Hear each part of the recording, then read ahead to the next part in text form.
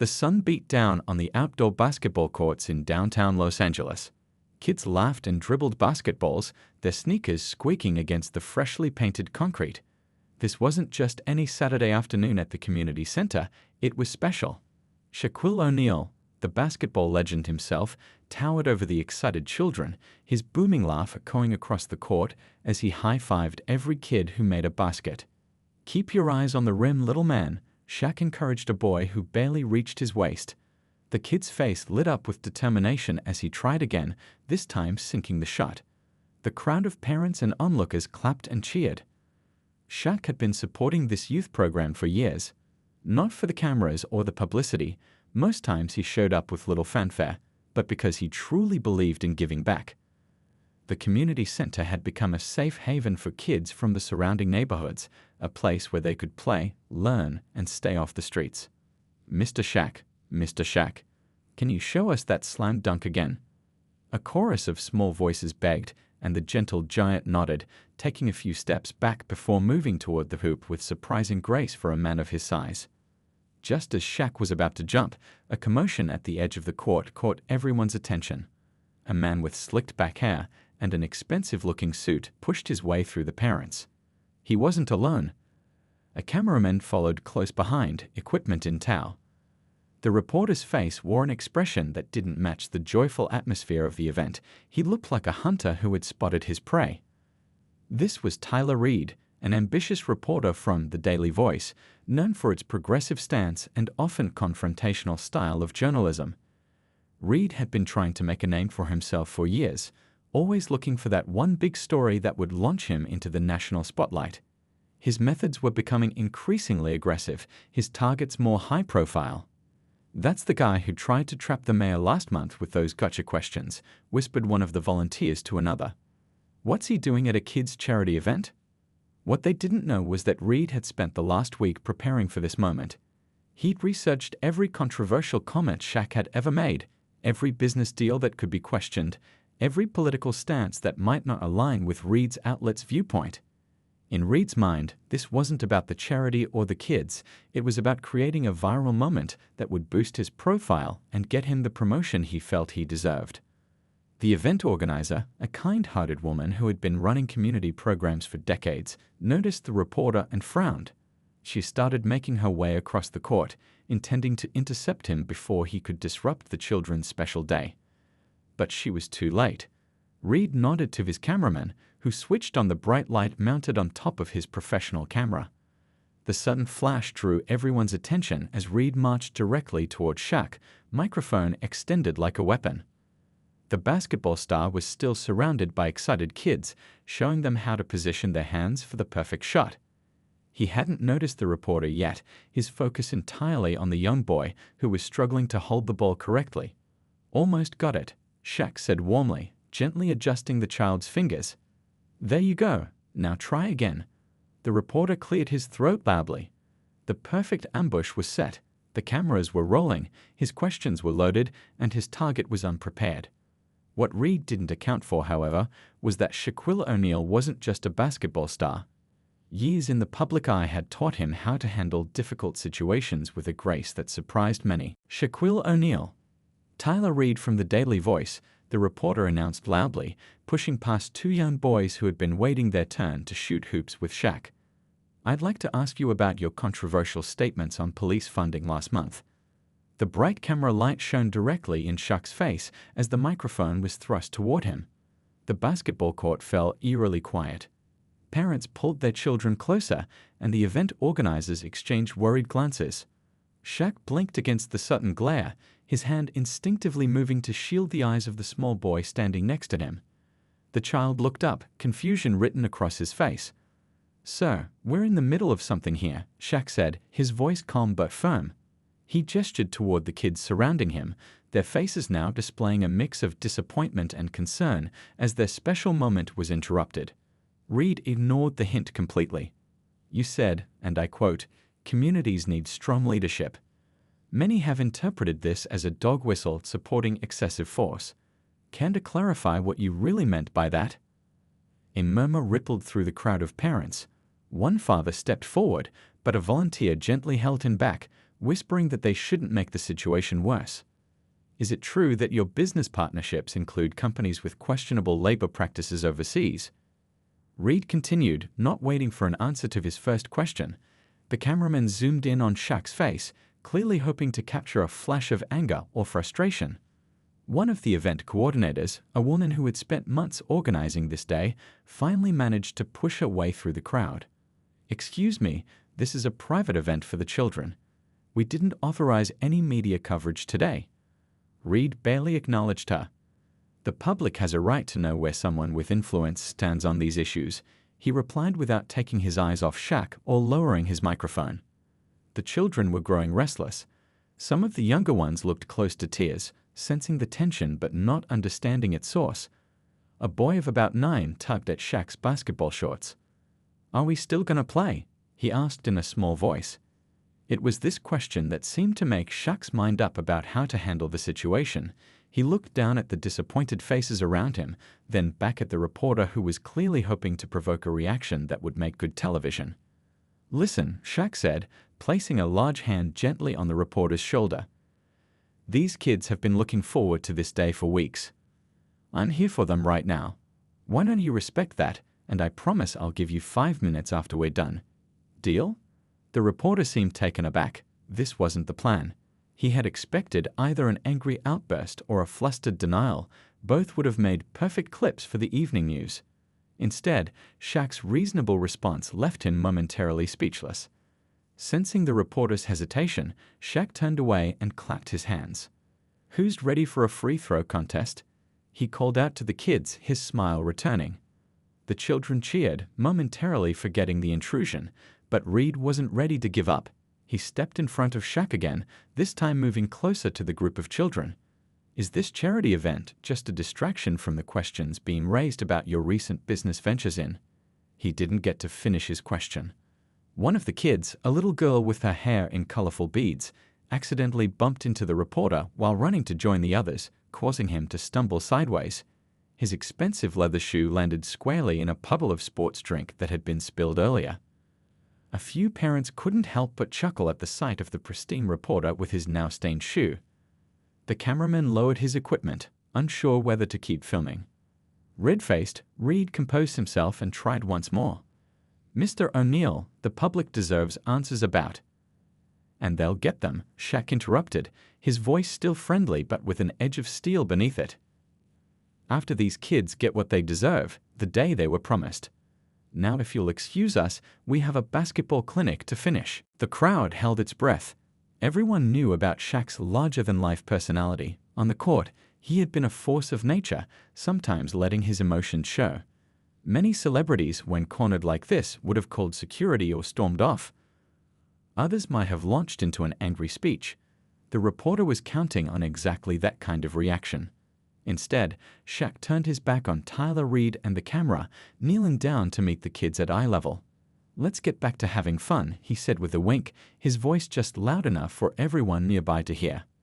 The event coordinator stepped between Shaq and the reporter. "Sir, please wait in the designated press area," she said, pointing to a table near the entrance. "If Mr. O'Neill agrees to speak with you after the event, that's where it will happen." Reed opened his mouth to protest, but his cameraman tapped him on the shoulder and whispered something. The reporter glanced around, suddenly aware of the many parents filming the interaction on their phones. Creating a scene by arguing further would only make him look worse. "Fine," Reed muttered, straightening his tie. "But we're not leaving until we get our interview." He retreated to the press table, still within view of the courts. Meanwhile, Shaq had already refocused on the kids. "Who wants to learn how to spin a ball on one finger?" he asked, demonstrating the trick. The children gathered around him, their earlier excitement returning. "I do. I do," they shouted, jumping up and down. One boy hung back, looking worried. "That man seemed angry at you," he said when Shaq noticed him standing apart from the group. Shaq motioned for the boy to come closer. "Sometimes adults forget what's really important," he explained, placing a basketball in the child's hands. "But we're not going to let that ruin our day, right?" The boy smiled and shook his head. Over the next hour, Shaq led the kids through drills, games, and basketball tricks. Not once did he glance toward the reporter, who sat fuming at the press table, checking his watch repeatedly. Parents watched from the sidelines, phones ready to capture memorable moments. One dad whispered to his wife, "Gotta respect how he's handling this. Most celebrities would have lost their cool." She nodded. "The kids won't even remember that reporter was here. They'll just remember playing basketball with Shaq." As the scheduled activities continued, Reed grew increasingly impatient. He'd planned for a quick confrontation, a heated response, and a viral clip that would be playing on news channels by dinner time. Instead, he was watching Shaq calmly teach children how to dribble between their legs. The cameraman lowered his equipment. "Battery's getting low," he said, "and we've got nothing usable so far." "Keep rolling," Reed snapped. "He has to slip up eventually." But Shaq didn't slip up. When a child missed an easy shot and started to cry from embarrassment, Shaq shared a story about missing important free throws during championship games. When another kid knocked over a water cooler, Shaq helped clean up the mess, making a joke about his own clumsiness. By the time the basketball clinic was wrapping up, even some of the other reporters who had shown up hoping for drama were smiling and enjoying the show Shaq was putting on with the kids. The event coordinator approached Reed again. "Mr. O'Neill has agreed to take a few questions after the group photo and autograph session," she informed him. "That will be in about 30 minutes if you'd like to wait." Reed checked his phone, noting several missed calls from his producer. No doubt wondering where the explosive footage was that he promised. "Fine," he said curtly. Back on the court, Shaq gathered all the children for a group huddle. "Remember what I told you today?" His deep voice rumbled. "Basketball is like life. It's not about never missing a shot. It's about keeping your head up and trying again when you do." The kids beamed up at him, completely unaware of the tension still simmering at the edge of their perfect afternoon. The basketball court had mostly cleared out. Parents led tired but happy children toward the parking lot, many clutching autographed basketballs and photos. A few volunteers stayed behind, collecting stray water bottles and equipment. Shaq wiped his brow with a towel as he approached the press table. Despite spending hours running drills with energetic kids under the hot California sun, he looked composed. He took a seat across from Tyler Reed, who straightened up immediately, signaling to his cameraman to start recording. "You've kept us waiting quite a while, Mr. O'Neill," Reed said, not bothering to hide his annoyance. "Promised those kids my full attention," Shaq replied simply. "Now they've gone home happy, so I can give you yours." He folded his large frame into a chair that seemed too small for him, yet somehow managed to look completely at ease. Reed glanced at his notes, ready to launch into his prepared questions, but Shaq spoke first. "Before we start, I'm curious about something," he said, leaning forward slightly. "Out of all the places you could have approached me, restaurants, my businesses, scheduled press events, why did you choose a children's charity basketball day?" The question caught Reed off guard. "And well, public figures should be prepared to answer questions anywhere," he recovered, adjusting his tie. "Now, regarding your statements about urban policing." "Hold on," Shaq interrupted gently. "That wasn't really an answer. See, I'm wondering what story you were hoping to get today. Because if you wanted my thoughts on community programs, you could have seen what we're actually doing instead of interrupting it." A small crowd had gathered nearby, event staff, a few lingering parents, and other reporters who sensed something interesting was happening. Reed became aware of their presence and the fact that several were filming on their phones. "We're here to discuss your controversial statements," Reed pressed on, determined to stick to his script. "Which statements exactly?" Shaq asked calmly. Reed flipped through his notes. "You said communities need strong leadership. Many critics have suggested this is coded language supporting excessive measures." Shaq nodded thoughtfully. "I did say communities need strong leadership. If you'd stayed to watch the whole event today, you would have seen me talking to those kids about what that actually means. Leadership isn't about force, it's about lifting others up." Reed tried another angle. "Your business partnerships have been questioned by people who haven't looked into what those partnerships actually do," Shaq finished for him. "Did you know the shoe line you're referring to has funded 27 college scholarships for kids from this neighborhood?" The cameraman zoomed in closer, but instead of capturing the flustered celebrity Reed had promised, he was filming a composed, articulate man who seemed genuinely interested in having a conversation. Let me ask you something else, Shaq continued. Did you talk to any of the families here today? Ask them what this program means for their kids. Reed shifted uncomfortably. That's not the focus of our story. Maybe it should be, Shaq suggested. He waved over one of the volunteers, an older man who had been coaching at the community center for decades. This is Coach Wilson. He's been mentoring kids here since I was younger than some of those players today. How many lives have been changed because of this program, Coach? The older man smiled. Too many to count. Kids who might have gone down the wrong path have found purpose here. Some became doctors, teachers. A few even made it to college ball. Reed glanced at his producer, who had finally arrived and was standing behind the cameraman. The producer made a slashing motion across his throat, cut the interview. This wasn't going according to plan. But Shaq wasn't finished. See, the headlines you write have power.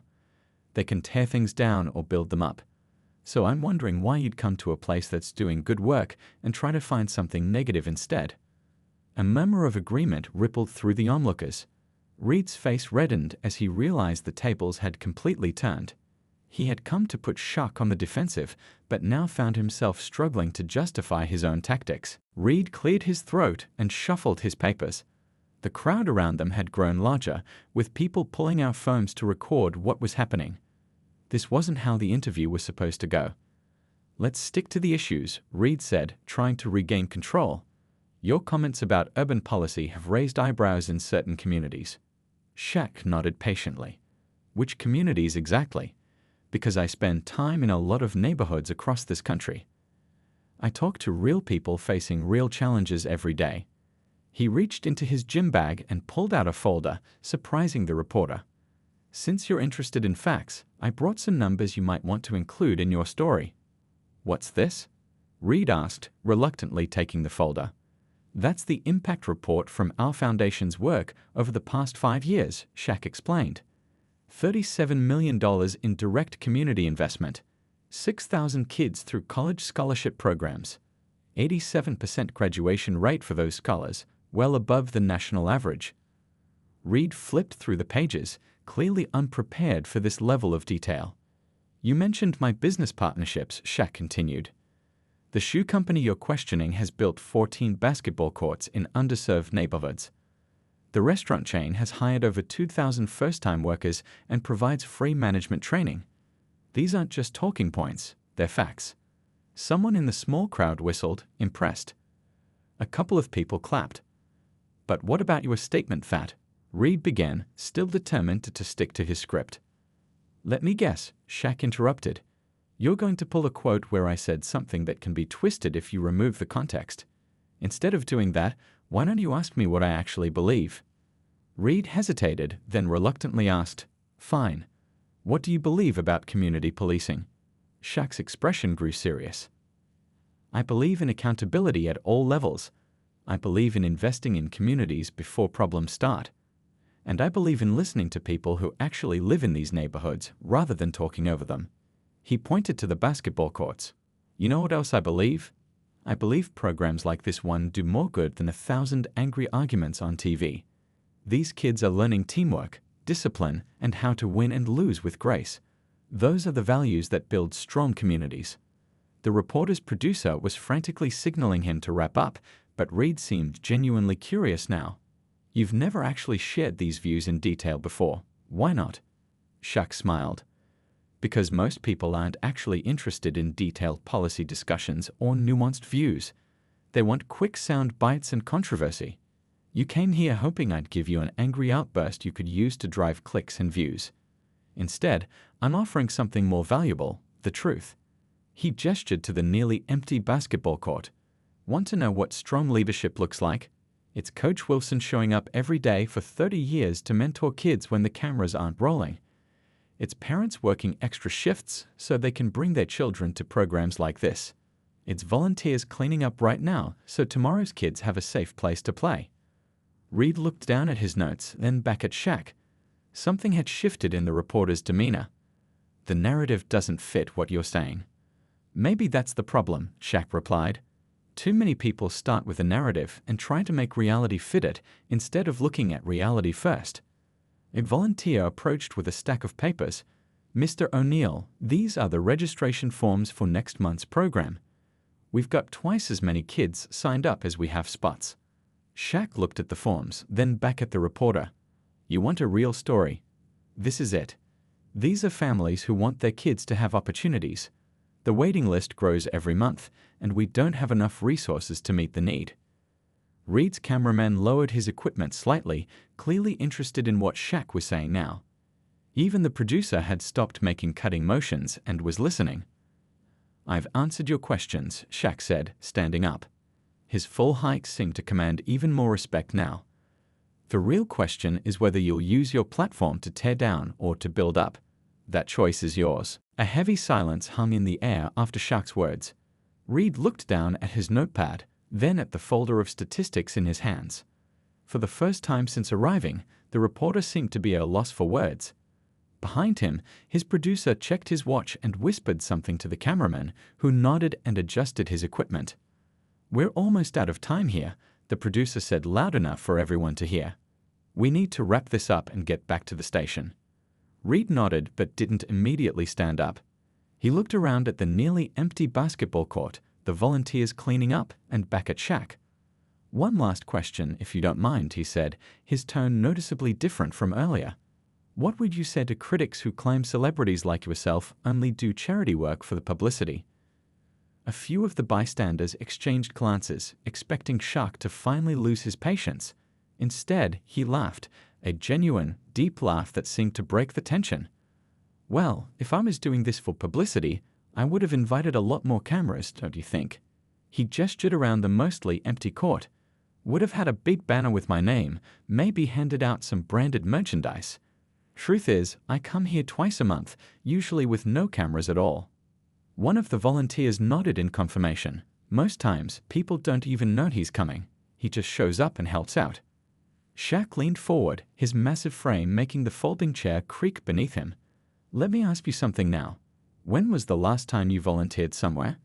Not for a story, not with cameras, just to help. Reed blinked, clearly surprised by the question.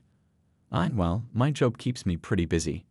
Everyone's busy, Shaq replied, not unkindly. But we make time for things that matter. The reporter looked uncomfortable. I donate to causes sometimes. That's a start, Shaq said. Money helps, no doubt, but showing up helps more.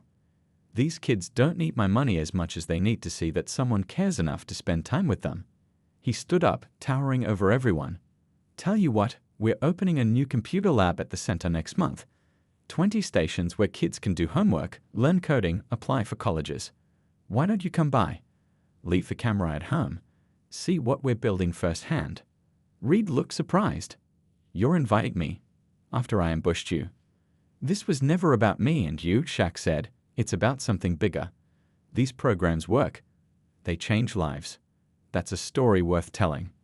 The crowd that had gathered to watch the confrontation now broke into spontaneous applause. Reed's producer looked around, realizing that the narrative had completely flipped. What was supposed to be an expose on a controversial celebrity had become something else entirely. The invitation stands, Shaq continued, extending his hand to the reporter.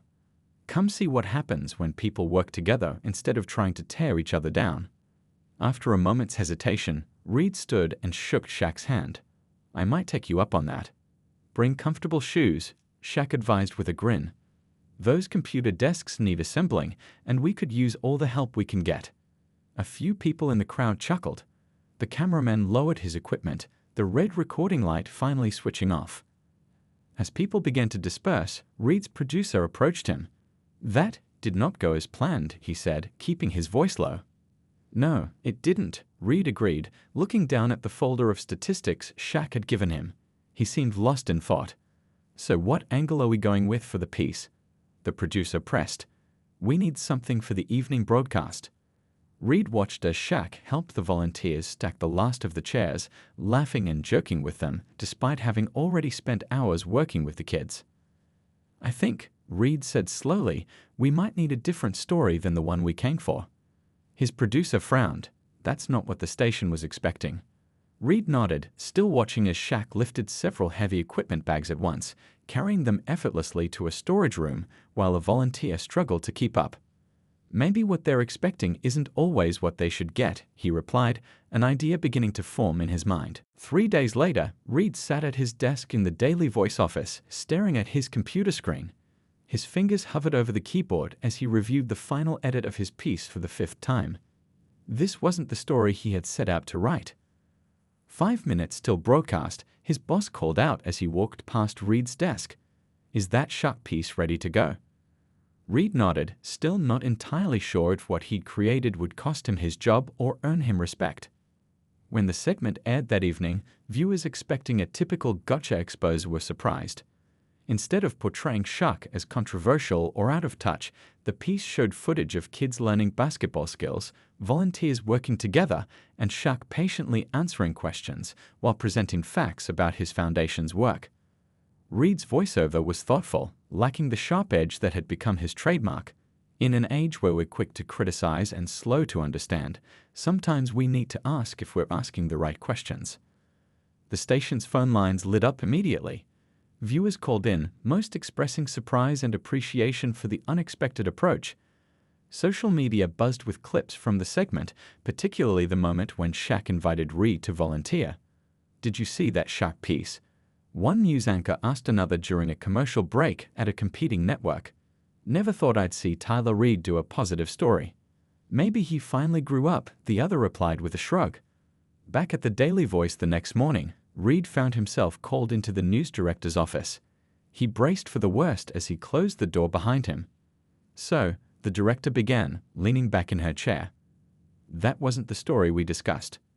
"No," Reed admitted, "it wasn't. Our website got triple the usual traffic last night," she continued, her expression unreadable. "The clip has over 2 million views already." Reed waited for the other shoe to drop. "People are actually talking about substance instead of scandal," she said finally. "I can't decide if you've lost your edge or found a new one." Before Reed could defend himself, she slid a folder across the desk. 3 other celebrities have reached out wanting to talk about their foundation work. Apparently, they trust you to be fair now." Reed left the office with a new assignment and an uneasy feeling that he might have accidentally discovered a better way to do his job. 2 weeks later, Reed pulled into the community center parking lot. He sat in his car for a few minutes, watching families stream into the building. A hand-painted banner hung over the entrance. "Grand opening, computer learning lab." He'd debated not coming. Part of him felt foolish for even considering it. But something about what Shaq had said kept nagging at him, about showing up being more important than money. With a deep breath, he got out of the car. No camera crew this time, no microphone. Just a man in jeans and a t-shirt instead of his usual suit. Inside, he found organized chaos. Volunteers moved furniture, connected computers, and hung motivational posters on freshly painted walls. In the center of it all stood Shaq, directing traffic like a basketball play, pointing people where to go and what to do next. Reed hesitated by the door, feeling out of place. Then Shaq spotted him, his face breaking into a genuine smile of surprise. "You actually came," he said, walking over. Reed nodded, suddenly self-conscious. "I said I might." Shaq clapped him on the shoulder, nearly knocking him over. Perfect timing. "We've got 20 desks to build, and I've been telling everyone you're great with an Allen wrench." "I've never built a desk in my life," Reed admitted. "First time for everything," Shaq laughed. "Come on, I'll show you." As Reed followed the basketball legend deeper into the building, a young boy tugged at Shaq's sleeve. "Is he famous too?" the child whispered loudly, pointing at Reed. Shaq looked back at the reporter, a thoughtful expression crossing his face. "Not yet," he said with a wink. "But he's working on it." And for the first time in years, Tyler Reed found himself doing something that wouldn't appear on television, wouldn't generate clicks, and wouldn't boost his profile, and wondering why it felt better than anything he'd done in recent memory.